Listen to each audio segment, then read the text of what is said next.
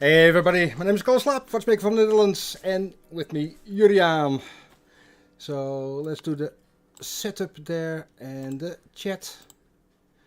There we go. Hey, welcome to the bare bone espresso sessions, where we are really honest about watchmaking, and you can ask any question via our forum at chronoglide.nl community. And let's see, hey, Tiny Toes van Devon. Hey Rob, goed dat je erbij bent man, gezellig. So, Tommy Khan, hey, I don't see your name too often. And hey, Sophia's there, so nice. Cool, Marty. Mr. Coffee, that'll be me, but definitely not you. No. So, he's weird in so many ways. Cheers. I'll tell you later. His taste in watches and motorcycles is just weird. Sophisticated. Evolved. Yeah. So, hey Ian, cool. Ohio, I see Lithuania. Everybody's there. Is it Mr. T? If you're not Mr. Coffee, then... Excellent. Bare bone sessions again. I have to be brutally honest about watchmaking and answer your questions. There are only a few rules. No pre-selection. So I don't know what is coming, which keeps it fresh and interesting. No questions, only questions via a forum. Otherwise, there are so many ways people can apply some questions. So only questions from a forum. Rule number 3, complete honesty. I can do that. It's about rule number 4, about 1 hour, because there are so many questions. And rule number 5, I'll get it in a moment, is I have only one joker. So if there's a question because for politics or anything. Hey, Amanda. So nice that you joined at the Beans. Thank you. Goedenavond and good to see you. So only one joker. So if there's really a question, I don't think it's appropriate for here or... so that's it. But with me, Julian, incredibly important part of our team of Chronoglide. Same with Tom, Mark and Rob from our forum. Anything you want to tell you about yourself? Absolutely not. No. Nothing! No, of course, happy to be here and have been with Chronoglide now for a year and a half, I would say. 2 years maybe? Yeah. We'll have to look it up. We'll have to see. And we figured that we're going to do the AMA a little bit different. Yeah. Yeah. Some interviewing, see what we can squeeze out of you. Yeah, bit more fun and something different than just repairing watches and showing some movements. Like I said, your hobbies, you are, well, have I told you, you're a glider pilot? Former glider pilot. Well, for a very long time. And love motorcycles. Yep, every day. He's everything on the bike. Want to tell a bit more about that? About great motorcycles or? You're not ashamed to share. Kalle already referred a little bit to the differences between us, where this is all vintage and if it doesn't work, we get excited. I like modern and connected and all that. So I'm not quite sure what I'm doing here actually. If it doesn't drip any oil, it's just lose interest. So yeah, BMW GS. Of course. Yeah. The one and only. But and done a lot of off-roading. Yeah, absolutely. Last year Vietnam. Yeah. Yeah. And also smaller motorcycles. Yeah. Yamaha XT250 for the people who know, best bike in the world. And a VMAX. Oh yeah. Oh yeah. Yeah. Excited. There's a bit of overlap for excitement. That needs some restoration, so we need to work on that one. But cheers, everybody. People who just checked in or doesn't know my preference in bikes, I love BSA and cafe racers. And yeah, just finished restoring the Honda CB354, and that is a lovely, lovely little bike.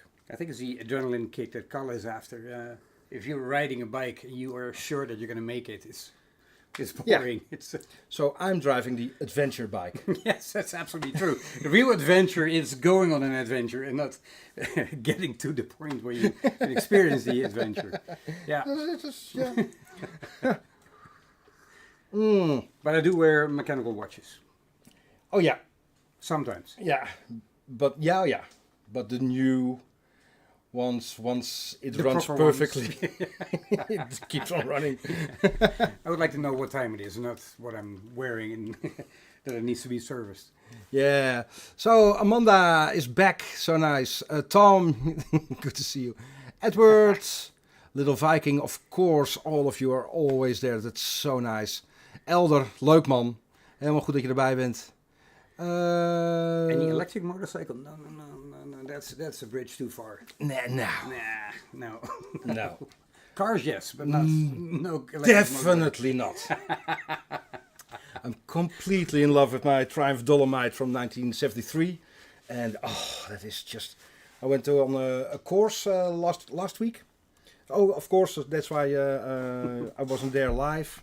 And went with the Triumph to Germany, either Oberstein.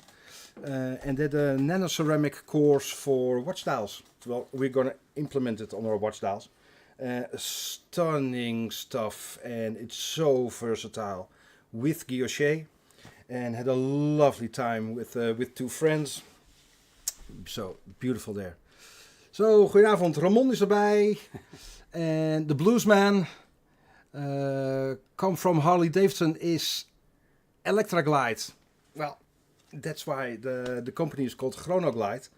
I was riding a Harley Electroglide FLH 1200 Shufflehead from 72, the last one with the drum brakes. But I had to sell it during COVID to pay everybody, so that is still, I had it over 26 years, and that still breaks my heart that I had to sell it. But maybe one day I'll get my Electroglide back. But that's the source for the name Chronoglide. So I like the comments. I like the guy, the BMW R75 and the DT1. Yeah. Oh, Vitis, 3 years, you will remember. Well, again, thank you so much for your support. All the members and the memberships make this possible. Because there's quite a bit of investment in hardware and software to do this. But yeah, thank you so much for your support. So surprised you rode a Harley. Yeah. In my hair days. Last week. I think I still got a picture of that here. Yeah. Oh. 1 second. Get ready for this.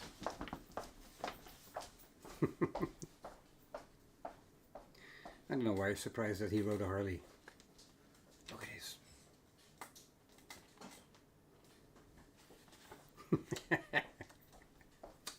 Yep. Well, all right. Step back in time now, right? It is a live session, so anything can happen. Oh, that one. Yeah, on holiday. Do I do it like this? Whoop. There we go. It's 1972. You see the Guinness logo you see on the side of the bike. Long time ago, but well, there was COVID, so I had to sell all the bikes there. Are we finally going to do some questions? Yeah, I'm looking at everybody who's sharing their motorcycles. It's we've got some good KTM's in there. Oh, KTM. Yes. Ah, Real motorcycles. no, quite a difference between the old KTM and the new KTM, right? Same as watch brands, Yeah. the old and the new ones. So, Wales is there. A Road King. Excellent. Lovely bike. So, Hey, Zach. Zach. Yes, Zach there. Ooh, there's so much information in the chat, so let's look. So, hey, Zach, so nice of you to join. Lovely. Good to see you. Always nice to see you. Let's... Yeah, so we do have a nice list submitted to the forum of questions for Kalle. But first, gentle reminder, you promised something last time. Did I? A video regarding the handling of the Elastic GIF. GIF, yeah, oh, yeah. Definitely gonna do that, because there's so many different GIFs. I will wait till our edit meister Teun is back from holiday, and then I've got all the stuff ready, and then we make a GIF special for the shock system. Promise, and you keep me, keep reminding me. Yes, absolutely. Yeah. All right, let's go into a question. I find this one interesting, as I'm not quite the watchmaker myself, but Couple Trousers is asking, as I've been learning this on my own, mostly through videos, like most of us, books and trying things out, there's always been an element of, what if I screw this movement up? Yeah. Fear. No, well...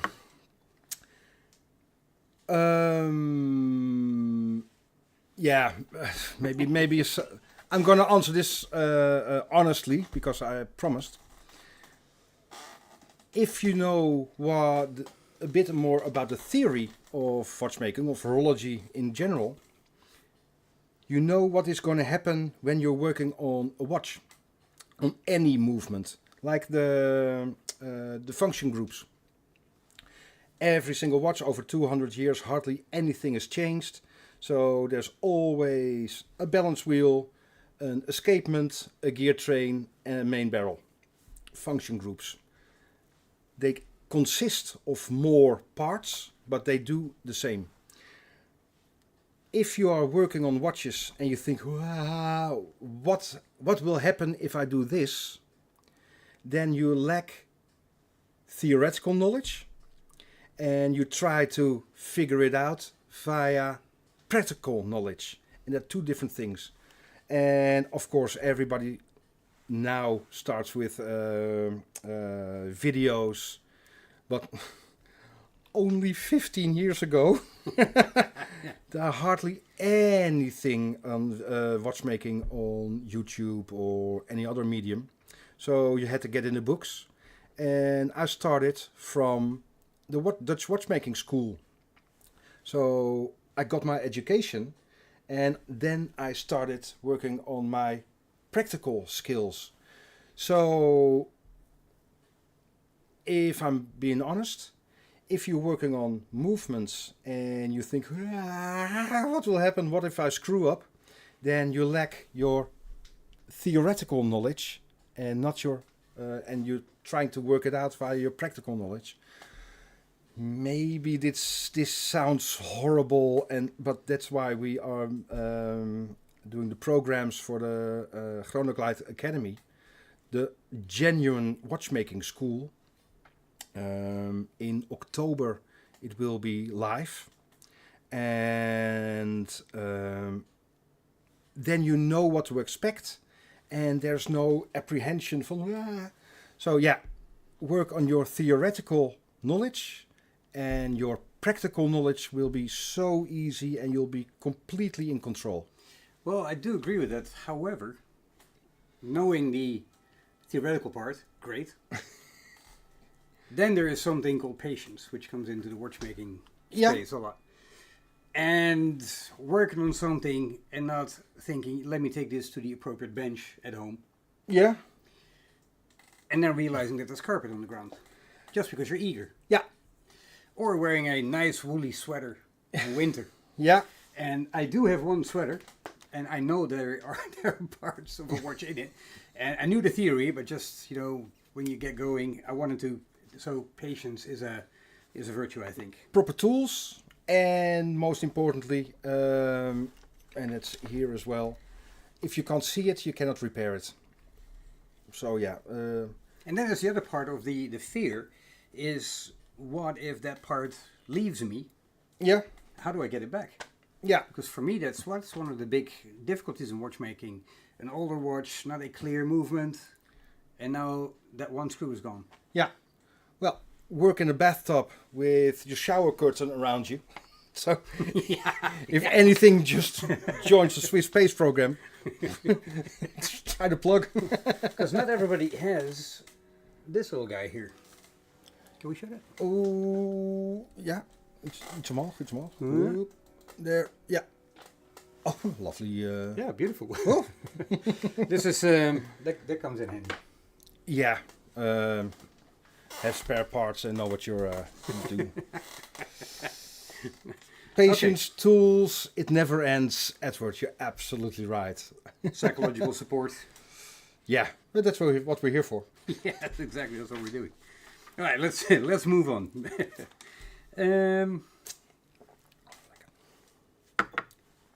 Yes, a question from Hector. Can you clarify the statement from June's Barebone Espresso stream, where he said that Swiss movements are produced in the East? Oh yeah, the Far East. The Far East, even, yeah. Yeah. You said, I think we all know that so many Swiss movements are being produced in the Far East, and many Swiss brands are Chinese movements pretending to be Swiss. Yeah. I still... Rule number one. I still know that that's true. But I don't want to poke the bear. And so I'm honest. Many parts of Swiss movements are made in the Far East. It is not got nothing to do with the quality, because the quality which is produced over there is excellent since at least 3 years, 2.5, 3 years. They made a huge jump in quality control. So nothing wrong with Far Eastern produced parts, but not all Swiss brands are honest about that. And that is the thing that I think from... so yeah, that's true, but... Yeah. It kind of goes into another question that we have here. Swiss made. Yeah. If the parts are made in China, can we still say it's Swiss made? Yeah, definitely, because Swiss made only is the added value of the product. And the value, because Far Eastern produced parts are so inexpensive. And again, nothing about the quality, because only the value. And the Swiss hourly rate is so incredibly high that just a small ping in Switzerland raises the value enough to make it Swiss made. Yeah. Yeah. 60% absolutely elder. Yeah. And of course that gets us to the point that we don't know very much about the production details of the companies in Switzerland. But because they don't disclose anything. But again, please, it's not about the quality, because we see, especially in counterfeit watches, fake watches, and generic parts. Generic means they're not produced by the company that is the producer. What is it, OEM? Yeah, original. Well, Leaders. Yeah. It's not OEM. Anybody? But we see, especially under the microscope, and we did some tests, that for a part that we know absolutely sure it's original, and for parts that we absolutely know it's generic, so aftermarket, we see they're probably made on the same machine, because the production lines, the patterns on the for milling and stuff, are exactly the same. So then we know there is how business espionage, we call it? Yeah. Industrial espionage. That probably the software for the machines are copied as well. So, and then if you use the same base metal, there is no difference. So, exciting times, especially for the right to repair. We need parts, although we can make them ourselves, well, which is the same. If you use the quality base metals and use the authentic way of producing the parts, what's the difference then? Even in restoration. So yeah, huge discussion, and it's really, really interesting. Yeah. All right, thanks. And I see here it's original equipment manufacturer. Bluesman, thank much. you. Yeah. Now a real watchmaker's question. After you finish working on a watch, the oiling has been done, and you find that there is a low amplitude. So you go back and you take everything apart again. When you put it back together, do you need to re-clean and oil again, or do you just re-oil it? You don't have the problem. Again, if you did a video, I think that's still openly available on our YouTube channel, Chronoglide. If you're finished, you know it's going to work because you do the tests in between with the function groups. If you got this issue, please search function groups on our channel. You do in between tests. So first, completely empty main plate. Then just place the cleaned balance wheel with a balance cock. Nothing else. Just do this and see the balance wheel go back and forth with the lubricated shock system, which is all one function group, just the balance. You do this on the side, on the top, or upside down. And if you look from the top, you see the balance spring nicely centered. And because there's no parts, you can look like this, and you see it's flat. And if the balance wheel is moving freely and nice and beautiful, you put it away. You don't have to think about it again because that function group is working perfectly. Then you start with the next function group. I usually do the main barrel because you can check the end shake, side shake. If there's too much end shake, side shake, you address that problem. And so every single time you do an in-between test, and you know the end result is running perfectly. So a low amplitude can only be that there's not an original spring in there, too thin or too... So we never build to the end result and then check amplitude. If there's a problem or a defect, you see it during assembly. That is why I don't do assembly videos, definitely not live, because it's painstaking, it's really slow. But when I finished, without the time grapher, I know it will run perfectly, because we do this in between steps every single time. And so we don't take it apart if we know there's the amplitude is low. Right. You see it during assembly. So try to look up function groups. Yeah. And I hope you see during assembly how it's done, because it's not difficult, but it is a systematic way of the rebuild of assembly. Yeah, and back to my patients, it's also a way to avoid that once you're done and you hope that everything is fine, you put it on a time grapher, and of course it will not run the way you want it, and then you have to go back all the way, and then you do have to redo everything. So you never do the complications when the base timepiece, so just the four function groups, aren't well. So if the base isn't running perfectly, you can add up all the different complications, but there's no use because your source the drive isn't right. So yeah, do that. Gets me actually to another question that we also have here.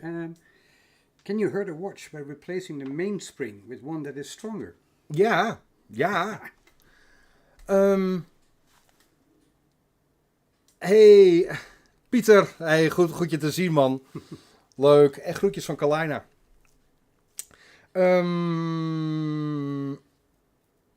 Stronger mainspring. Yeah. We're talking about mechanical movements at the moment.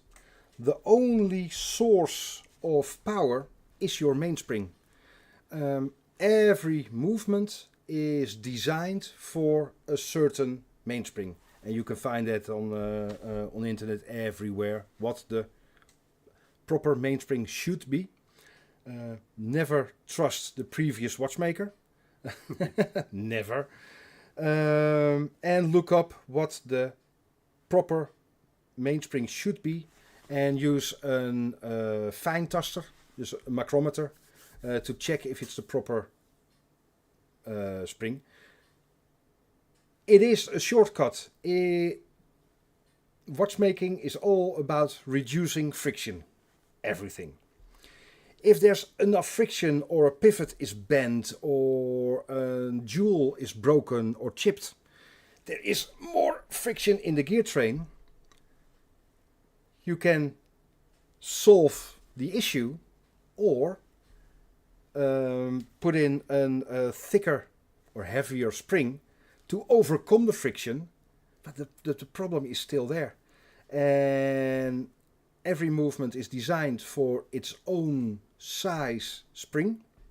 And if you're interested, please search on mainsprings in our channel, YouTube channel Chronoglide. If you put in a heavier spring, there's too much force pushing against the gear train, and your pivots will eat away horribly. Your watch will run for about 6 months perfectly, and then everything is worn, and you have to replace it. Horrible. So and overbanking. Yeah, Edward. Interesting, but that is only when everything is running perfectly.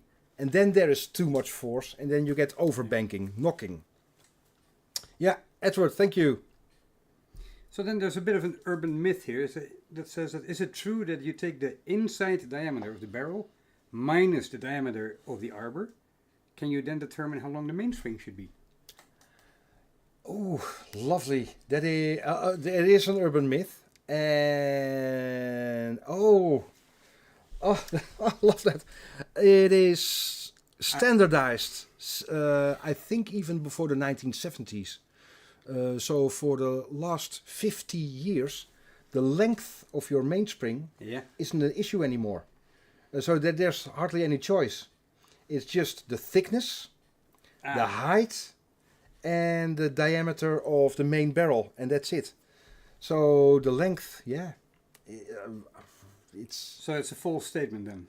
Yeah, and it's only on if you use vintage parts, then you see the length, but on all wholesalers or material houses. Is it an American term, material house? Good question. You don't you don't see the length anymore, and you don't have to worry about the length anymore. Yeah. So standardized. Yeah. Oh, funny, yeah. I think about that one a little bit more. Yeah. Then move on. Let's go to... Hey Roderick, goed je te zien. Die zat in jouw groep, denk ik. Ja. Roderick, hey. Leuk.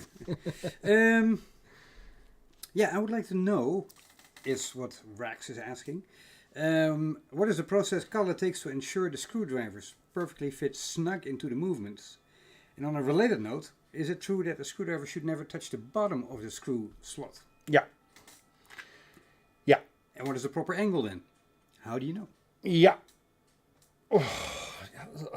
I love these questions. If you just tune in, we're busy with the bare bone espresso sessions. 5 simple rules. No pre-selection. Only Tom, Mark, Rob and Juriaan know the questions I'll get. Only questions via a forum, chronoglide.nl, and then the tab community. have a look. Have a look there. Rule number 3, completely honest. That's me. Rule number 4, about an hour, but yeah, we'll see. And if you're having fun, why not? And number 5, only one joker. I got one option to skip a questions if it's too close to home or politically not wise.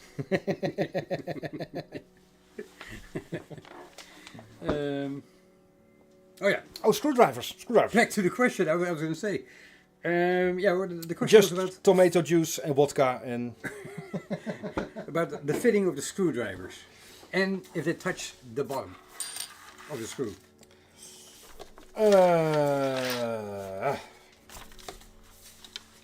Kalle goes into teaching mode. Famous drawing. Alleen nog een pennetje. Yeah. Nobody's ever seen the famous drawing. World renowned. So. Ja. Even kijken hoor. Does this work? Yeah.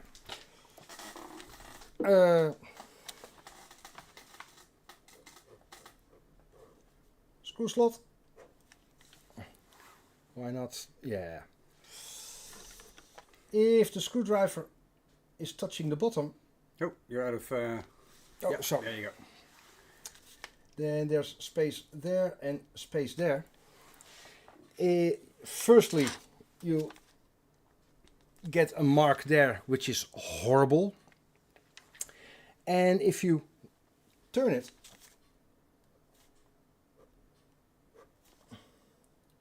then you probably get burrs there. So you're butchering a screw. If you get a perfect fit,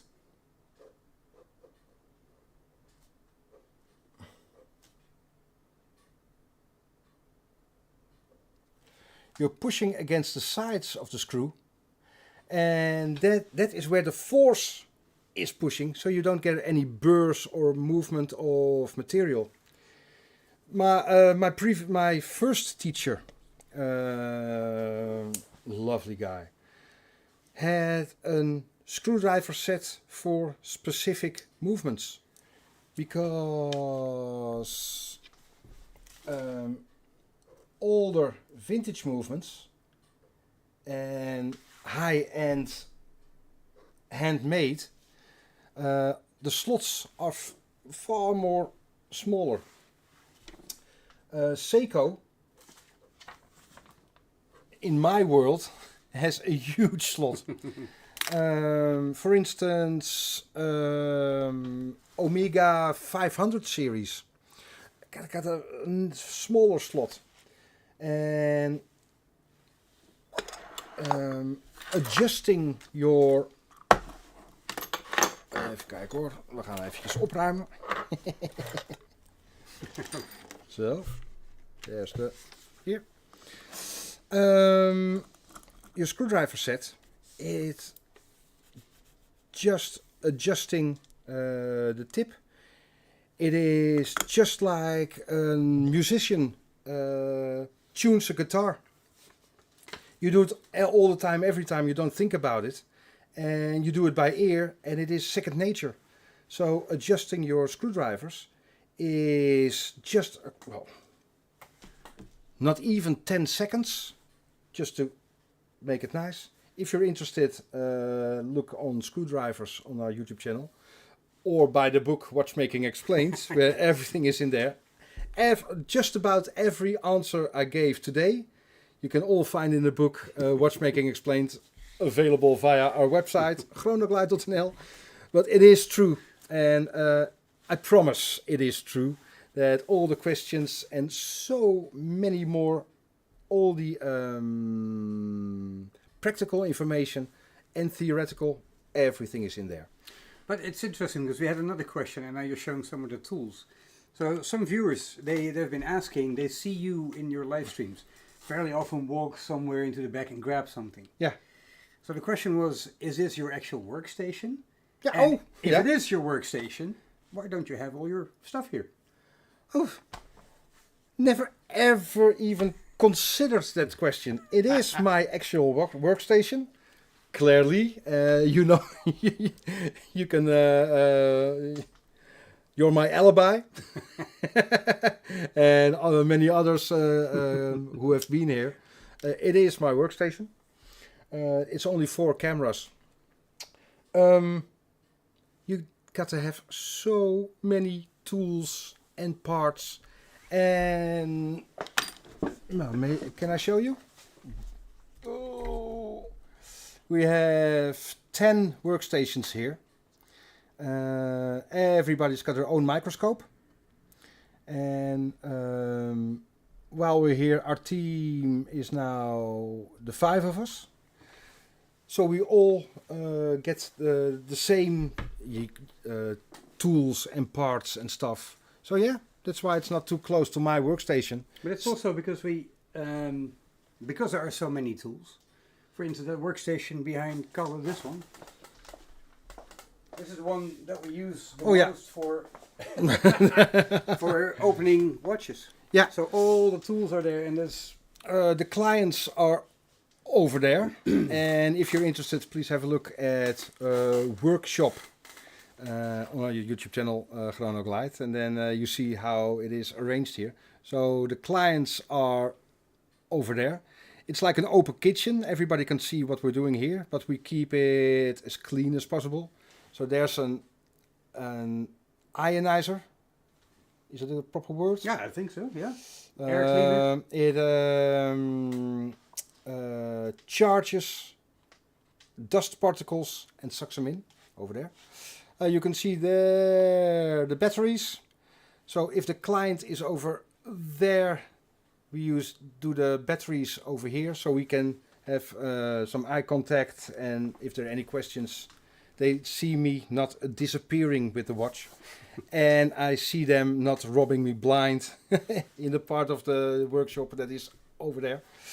So yeah, that is just batteries and stuff.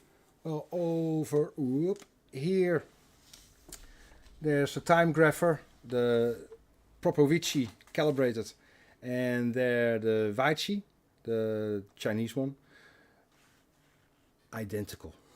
With the reading, identical. So yeah, everybody. That's the workstations we have. Yeah. Hope that answers your question. Yes.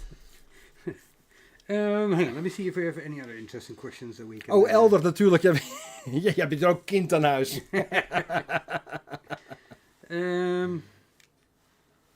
Oh yeah. Related to the previous question in spring, the majority of watches do not have the barrel arbor jeweled. Yeah. Why is that? Saving money. Yeah, right. Yeah. No other reason than that. And then we can fix it. Yeah. Yeah, that's an easy one.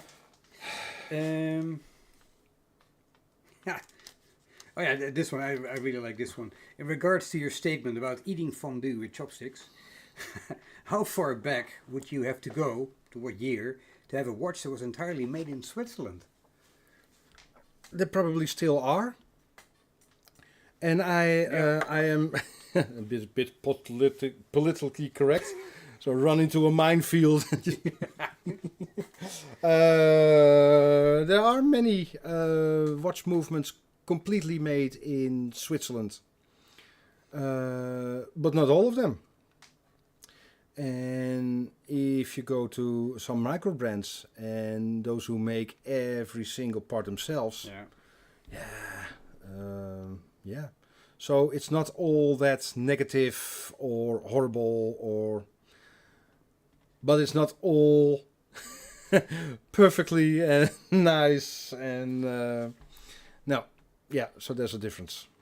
Yeah, but it also is a little bit different in the heart of in the soul of the watch, right? If you restore cars, you don't buy a little ventieldopje. Why not pick another part that you know that you know the translation Anybody of? ventieldopje? the little rubber cap on your tire inflator thingy. You buy window wiper.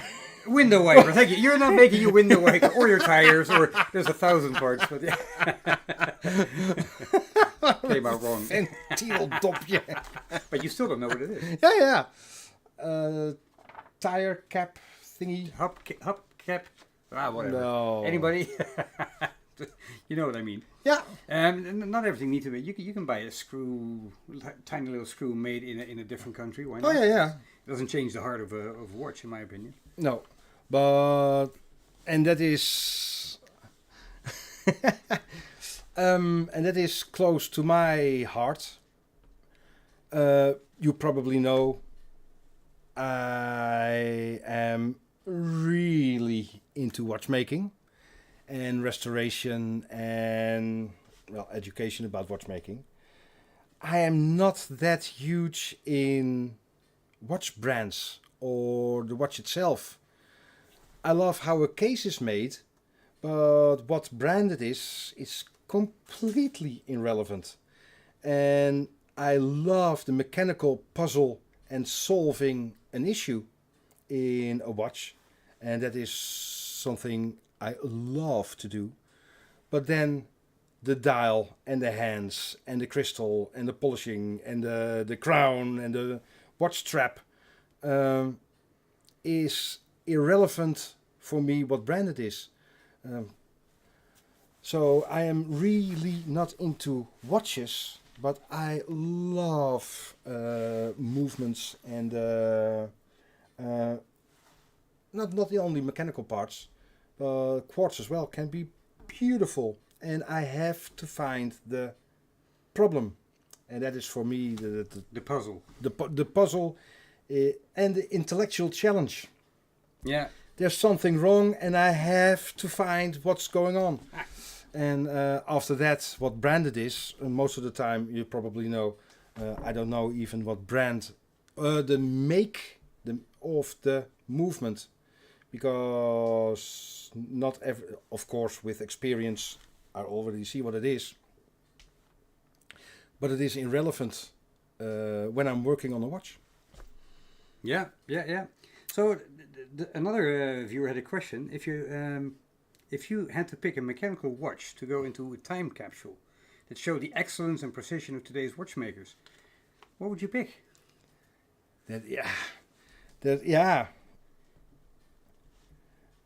We did here. I think we called it the most beautiful movement, or it is a Vacheron and Constantin deck watch from the Second World War, like a pocket watch in a wooden case, and that was the finishing was perfect, and there was no need for the finishing to be that perfect, especially because it's a deck watch and the functionality is so much more important, and the accuracy. Right. Then nobody could see inside, but that was so beautiful, and that was really it was from the 1940s, obviously, and for me that was the height of artisanal watchmaking. Hey, thank you so much, Steve. Excellent. Thank you so much, so kind. But that Vacheron Constantin deck watch was the height of artisanal watchmaking, but on an industrial scale. And that was perfect. That was perfect. Yeah. Please have a look at the Vacheron Constantin deck watch video. Ultimate Beauty, of I think it's called. Because yeah. That was a nice one, yeah. Yeah. Hey, Nikolai. Hi there. Ian? No, it isn't. That Tissot toss it.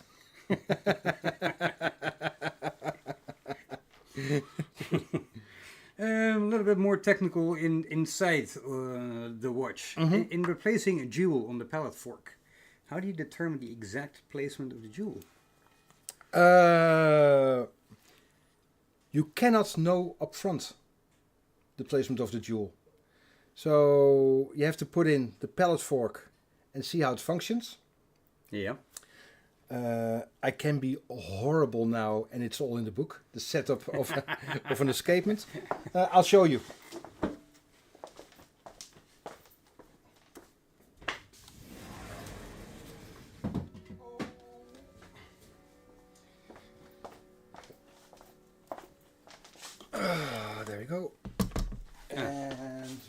famous guys coming out.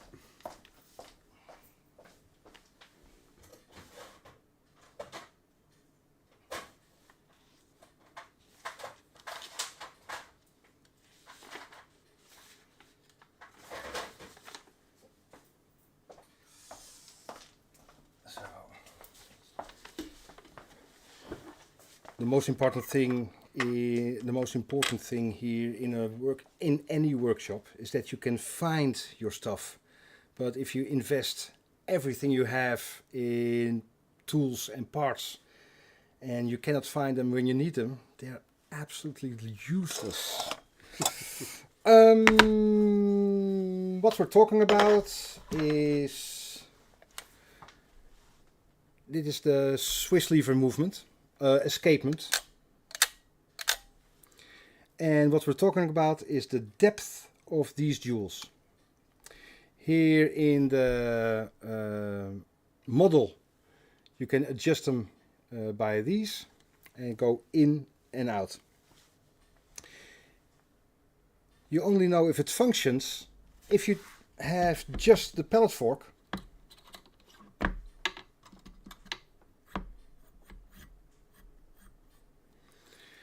like this. You haven't got a clue about the depth of the jewels. And the space behind it doesn't say anything. And you can think this might tiny be bent, and then the space behind it doesn't say anything. So this is just, you put them in place with a very simple tool.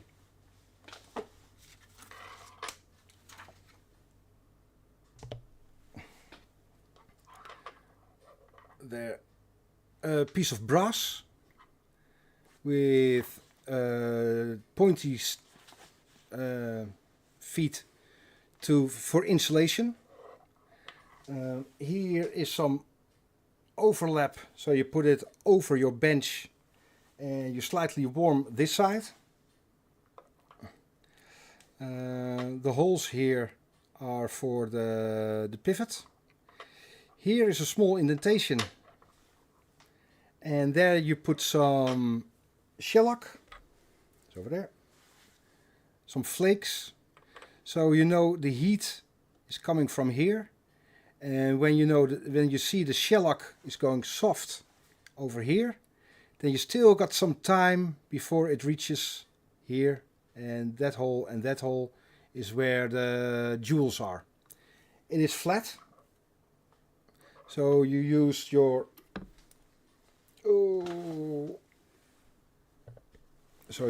pallet fork. There's a safety pin over there. So you always work upside down with your safety pin on top. This is always flat on any pallet fork. So there you put it on the surface and then the heat will penetrate the metal. So that's why there's some overlap over there for warming.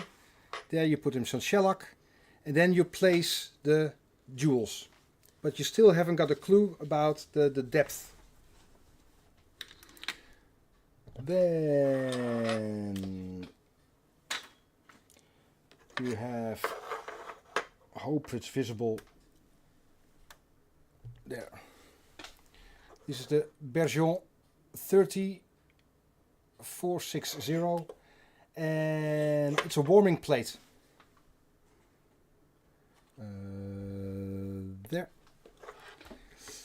There you just plug it in and that will get on to the temperature, and is the temperature is set on one level, and then which is this rib for the cost. You've got this lovely tool. Did I mention we love our tools as watchmakers? That's the one. You see it's a strange color. I'm not even sure about the Animax? Animax. Hmm. you see it's solid metal. So you warm it on your plate. You put your there. You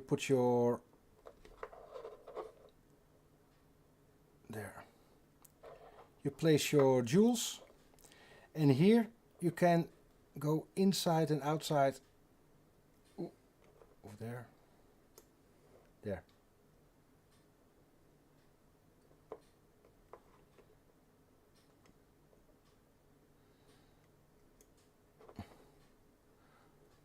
There it is. Important to know that it is a comparison. You're not measuring it, but you're comparing the movement a bit more like this. One out or one in, and you make a note. So the numbers doesn't say anything.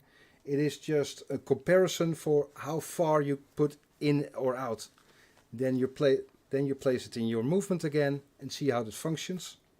There's step by step by step by step the setup of the Swiss lever escapement.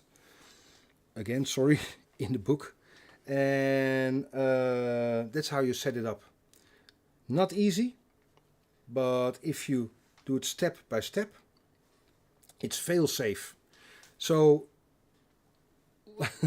to make a short story long, you cannot see the depth by the pallet fork.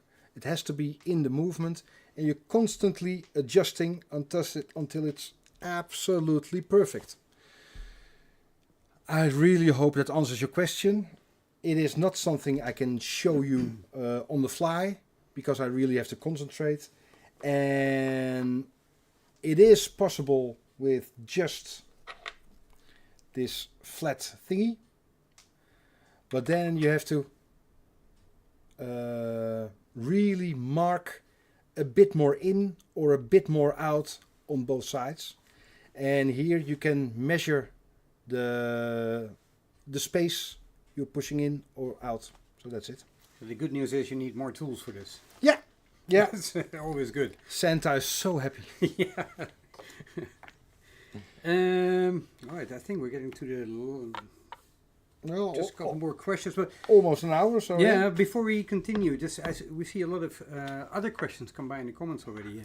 Make sure you submit them in the forum on the via our website. Yeah, in the Cool Beans Espresso. What is it again? The next Bare Bones Espresso live stream on our forum. And if you write them down there, then we can pick them out and then we can. And again, I'm not in charge of the questions being asked, so for me it's. Yeah, and the interesting thing is, and maybe you can comment on that as well. I'm kind of jumping back and forth from technical questions to a different type of question. If you like that, let us know. All the students who have been here in the workshop know what is coming, but this model is so expensive, but it's Swiss made. But just look at this.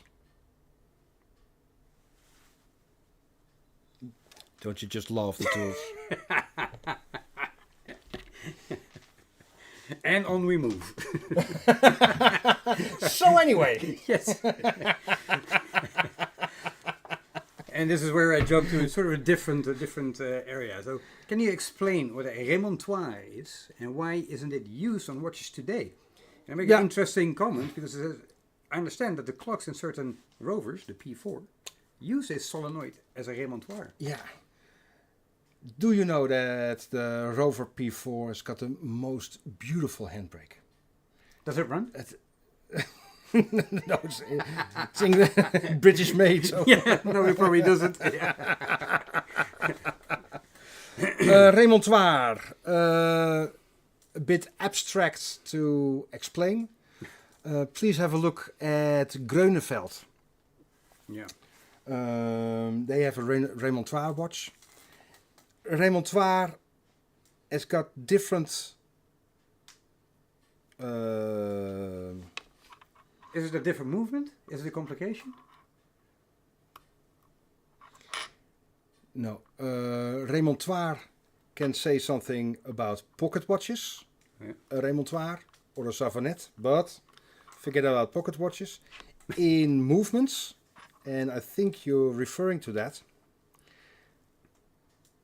it is all about reducing friction, and the most perfect constant force or pushing against the gear train.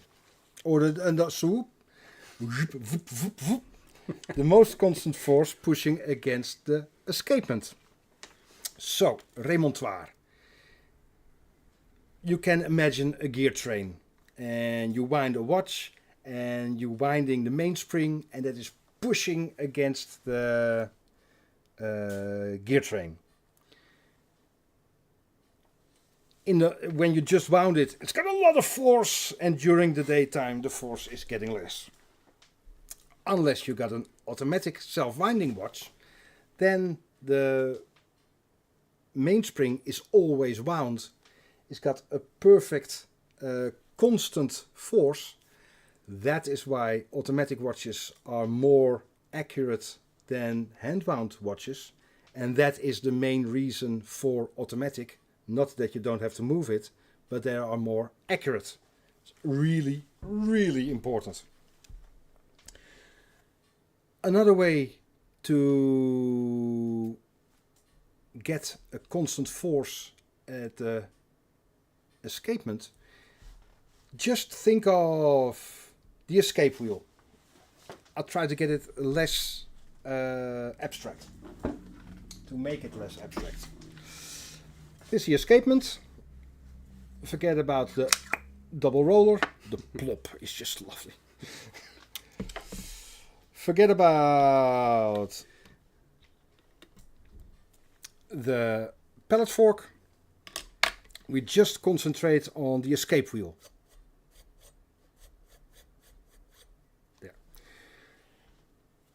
If you escape wheel, it's got a pinion and the gear train is pushing against it. That's why it rotates. What if the escape wheel is not attached to the pivot? So it can just move around. Usually it is riveted, so the wheel and the pivot are one. What if you can move the escape wheel and the pivot is stationary? It is useless in a watch because you want the escape wheel to move. What if you imagine the balance spring being between the escape wheel and the pinion? So the pinion is moving, this one is stationary, until with the balance spring you get the exact right force to go to the next step. And then the force is building up again against the escape wheel. Then you get a perfect constant force pushing against the escapement, which makes the impulse more equal every single time. Then the isochronism, the movement of the balance wheel, iso is the same and chronos is time, will always take the same time. So the accuracy goes, and they knew this 250 years ago at least. That is the modern remontoir. Please have a look at the masters themselves, the Chronoglide brothers. Sorry, the Chronoglide brothers. That's us. The Groeneveld brothers. They make exceptional watches with flawless finishing and a lovely design as well, which is rare because we see quite a few beautiful watches and the design is just horrible. So the consumer advice is buy a rover for the clock. Well, that is the constant force, and that is the modern remontoir meaning. I hope that makes sense. Yes. Thank you very much. It's like a verse escapement. There's an extra spring load in there. It's fascinating. And the amount of work that's needed for that bit of extra accuracy, that is the madness in horology, and I love that. Yeah. I think we need to do a section on that in the academy. Sorry? I think we need to do a section on that in the academy. Yeah. Yeah, that is in the chronometry module. Yes, absolutely. Now, one last very quick question, because I know that Christmas is coming, but do we use a laser welder in our shop? I loved... thank you, Peter Greuneveld. Yeah, it's in the chat. I love to have a laser welder, but budget doesn't permit. All my money, everything is in the academy now, which is costing this rip, And the kidney. and one kidney. So just ticking over. That's a lovely tool to have. I really would love to have one, but budget doesn't permit. But also, I don't think we have enough work for a full laser welder here, I think. No, because it is lovely for restoring watch cases. If there's a real hefty pit in it. And we can do so much with our old machines that it isn't really that necessary. Well, again, I love to have one, but the budget doesn't permit. That's it. So, yeah. All right. So, I really do hope you enjoyed this way of the bare bone espresso sessions. I did. Yeah, at least. me too. It's actually fun, and it's nice to ask questions because we work together. I don't get to ask these questions. Make sure you submit more of those questions because I think we already see quite a few coming by, and it's going to make for a good next session in about a month. We do it monthly now. If you allow us and if you like it, please hit the like button if you. That's really helpful for our Chronoglide channel. That it's found by other people who love horology. For me, it was really fun to do it this way. And if you have any questions, please let us know via chronoglide.nl. You find the tab Community. You find our forum. And Tom, Mark, Rob and Juriaan are invaluable in running that show. And again, thank you so much, guys, for all the effort and time you put into it. Edward, thank you. Hey, chat, thank you so much because the interaction makes it fun every single time. And well, that's all for us. Enjoy your evening. Hey, see ya.